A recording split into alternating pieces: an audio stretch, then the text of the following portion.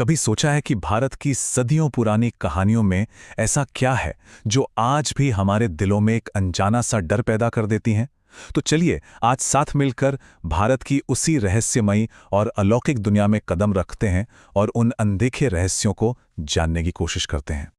हमारी शुरुआत एक ऐसी कहानी से होती है जो आज भी लोगों के बीच खौफ बनकर जिंदा है। ये एक तरह की चेतावनी है जो हमें याद दिलाती है कि कुछ चीजें वैसी बिल्कुल नहीं होती जैसी वो नजर आती हैं। ये कुआं सिर्फ एक गड्ढा नहीं, ये यादें निगल जाता है। बस ये एक लाइन एक पूरी कहानी की शुरुआत है जो हमें इस रहस्यमयी सफर पर आगे लेकर जाएगी। तो इस सफर की शुरुआत करने से पहले ये समझना जरूरी है कि जब हम भूत प्रेत की बात करते हैं तो असल में हम किसकी बात कर रहे होते हैं। इन अनगिनत कहानियों का जो मुख्य किरदार है वो आखिर है कौन? देखिए, भारतीय लोक कथाओं में भूत सिर्फ एक आत्मा नहीं है। ये एक ऐसी बेचैन रूह है जिसे शांति नहीं मिली। एक ऐसी आत्मा जो किसी हिंसक या कह सकते हैं अधूरी मौत के बाद इस दुनिया और दूसरी दुनिया के बीच कहीं फंस कर रह गई है। और यही वो दरवाजा है जहां से हम इस अनदेखी दुनिया में दाखिल हो रहे हैं। तो चलिए अब भारत के नक्शे पर उन जगहों को ढूंढते हैं जहां ये कहानियां आज भी जिंदा हैं। देश के उन कोनों में चलते हैं जहां किंवदंतियां सिर्फ किस्से नहीं बल्कि वहां की जमीन का एक हिस्सा मानी जाती हैं। इन कहानियों की जो विविधता है वो सच में हैरान कर देने वाली है। एक तरफ राजस्थान के भानगढ़ का पूरा शहर है जो एक जादूगर के श्राप से वीरान हो गया, तो दूसरी तरफ महाराष्ट्र के शनिवारवाड़ा के शाही महल में एक युवा राजकुमार की दर्द भरी चीखें आज भी गूंजती हैं।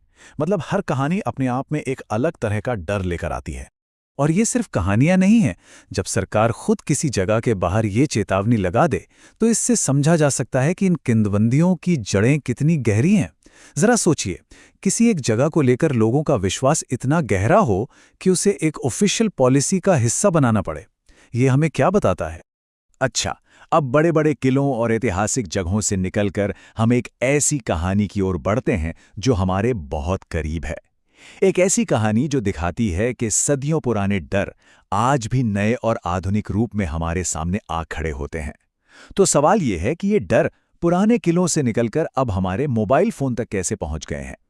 कहानी सुनाने का तरीका ना पूरी तरह से बदल गया है। जहां पहले जादूगरों और राजा रानियों की बड़ी बड़ी कहानियां होती थी, वहीं आज यूट्यूबर्स अपने कैमरे पर रिकॉर्ड हुए डरावने और पर्सनल एक्सपीरियंस दुनिया के साथ शेयर कर रहे हैं। एक तरफ सदियों पुराने श्राप हैं और दूसरी तरफ आज रात का एक डरावना वीडियो। डर वही है, बस उसे सुनाने का अंदाज बदल गया है। और सबसे दिलचस्प बात क्या है जानते हैं? इंटरनेट के जमाने में भी इन भूतिया कहानियों का एक तय पैटर्न है। हर मॉडर्न हॉरर स्टोरी में 3 स्टेज होते हैं। एक चैलेंज, एक अलौकिक सामना और एक ऐसा भयानक बदलाव जिसके बाद वो इंसान फिर कभी पहले जैसा नहीं रहता। जैसे काला कुआं की कहानी में उस जगह की जांच करने वाला इंसान वापस तो आता है, लेकिन अपनी परछाई के बिना। ये एक रोंगटे खड़े कर देने वाला सिंबल है कि वो अब पूरा नहीं रहा है। उसका एक हिस्सा, उसकी आत्मा का एक अंश हमेशा के लिए उसी कुएं में रह गया है। परछाई का खो जाना सिर्फ एक डरावना डिटेल नहीं है, ये दिखाता है कि कैसे ये कहानियां हमें बताती हैं कि कुछ अनुभव हमें हमेशा के लिए बदल देते हैं। लेकिन भारत की अनदेखी दुनिया सिर्फ बेचैन आत्माओं और भूतों तक ही सीमित नहीं है। अब हम इस सफर में और भी गहराई में उतरेंगे, एक ऐसी दुनिया में जहां इंसान और देवता के बीच की रेखा धुंधली हो जाती है। भूतों से परे भारत में नागों की भी एक दुनिया है, सर्प देवता जो डर और श्रद्धा दोनों पैदा करते हैं। भूत और नाग दोनों ही अलौकिक हैं, लेकिन उनमें जमीन आसमान का फर्क है। एक तरफ एक भटकी हुई खोई हुई रूह है जो शांति की तलाश में है, और दूसरी तरफ है नाग जिन्हें प्रकृति की एक शक्तिशाली, प्राचीन और दिव्य शक्ति माना जाता है, जो खजानों और जीवन देने वाले पानी की रक्षा करते हैं।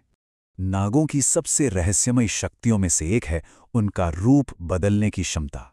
वे कभी भी इंसान का रूप ले सकते हैं, कभी एक साधारण सांप बन जाते हैं और कभी-कभी आधे इंसान और आधे सांप के रूप में दिखाई देते हैं।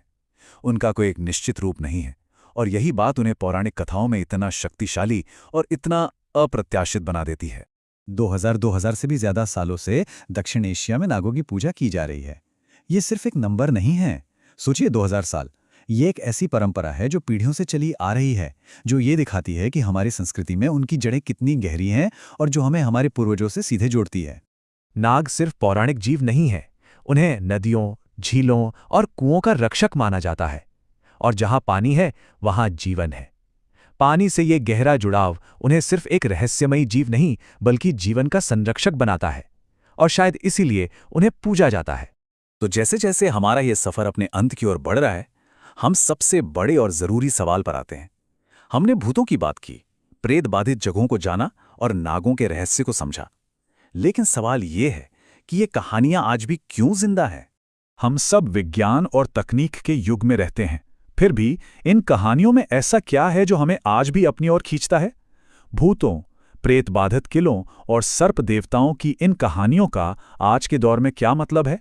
ये कहानियां ये सिर्फ मनोरंजन के लिए नहीं है, ये हमें हमारे अतीत से जोड़ती हैं, हमें बताती हैं कि हम कहां से आए हैं। ये आने वाले खतरों से आगाह करती हैं और उन चीजों को समझने में मदद करती हैं जिन्हें शायद विज्ञान भी नहीं समझा सकता। ये एक संस्कृति का अपनी यादों, अपने डरों और अपने अचरजों को जिंदा रखने का एक तरीका है।